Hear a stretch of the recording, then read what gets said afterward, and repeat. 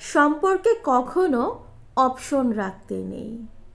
দ্বিতীয় অপশন রাখা মানেই হলো সম্পর্কে গুরুত্ব কম পাওয়া।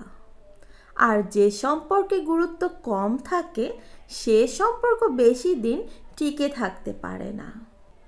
নিজের প্রিয় মানুষটা হতে হয় অপশনের বাহিরে, যার সাথে অন্য কোনো অপশনের তুলনা থাকবে না। মানুষটা থাকবে একদমই সবার থেকে আলাদা।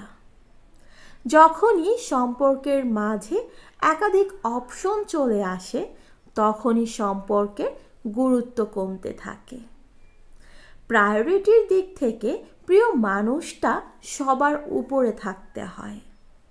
যখনই এর মাঝে অনেক অপশন চলে আসে তখনই একজনের পুরো প্রায়োরিটি সবার মাঝে ভাগ হয়ে যায়, যার ফলে কেউই সঠিক প্রায়োরিটি পায় না। ফলে একজনের জীবনে কেউ বেশি দিন স্থায়ীভাবে থাকতে পারে না। আপনি যদি সম্পর্কের মাঝে লয়াল থাকতে চান তাহলে আপনি কখনো অপশন রাখতে পারবেন না, কারণ যেখানে অপশন থাকবে সেখানে লয়ালিটি থাকে না। একজন ব্যক্তিত্ব সম্পন্ন মানুষ কখনো সম্পর্কের মাঝে অপশন রাখে না, কারণ সম্পর্কে তৃতীয় ব্যক্তি আসেই অপশন থেকে। ভালোবাসার মানুষটাকে অন্য সবার সাথে মাপতে নেই। অন্য সবার সাথে তুলনা করলে কিংবা পার্থক্য খুঁজতে গেলে নিজের মানুষটাকেই ছোট করা হয়।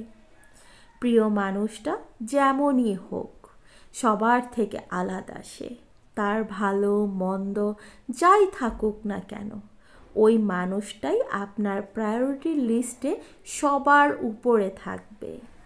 যদি কখনো মনে হয় আপনার প্রিয় মানুষটার কাছে আপনি অপশন হয়ে আছেন, তাহলে সেই সম্পর্ক থেকে বেরিয়ে আসুন।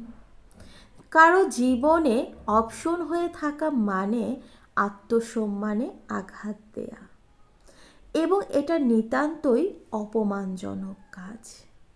অপশন হয়ে থাকার চেয়ে একা থাকা অনেক ভালো, অনেক সম্মানের।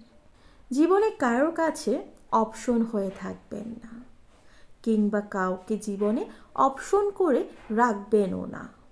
যদি অপশন হয়ে থাকেন কিংবা রাখেন তাহলে কখনো সঠিক মানুষের দেখা পাবেন না, কারণ সঠিক মানুষ কখনো অপশন হয়ে থাকতে পছন্দ করে না। মনে রাখবেন, যেখানে অপশন বেশি সেখানে ভুল হবার সম্ভাবনাও বেশি। লেখা সংগৃহীত, কণ্ঠে সাদিয়া নাসরিন।